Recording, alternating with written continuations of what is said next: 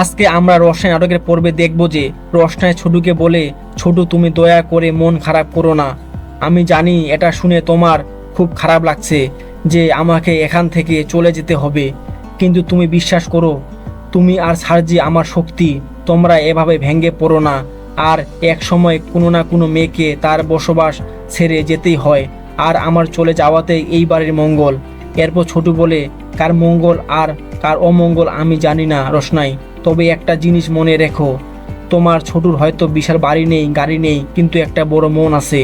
আর সেই মনে রোশনাই এর জন্য এক বিশাল জায়গা রয়েছে। সেজন্য তোমার মন খারাপ হলে আমার অনেক খারাপ লাগে রোশনাই।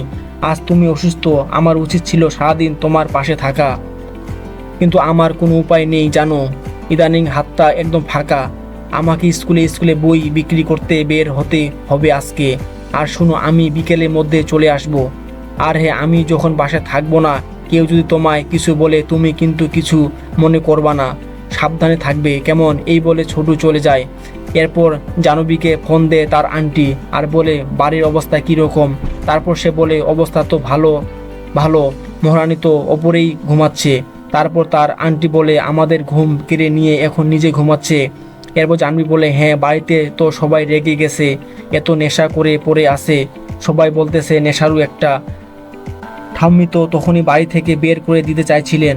এরপর তার আন্টি বলে বাড়িতে কি কেউ বলেনি যে ওকে ঠান্ডায় খাওয়ার জন্য জোরাজুরি করেছে?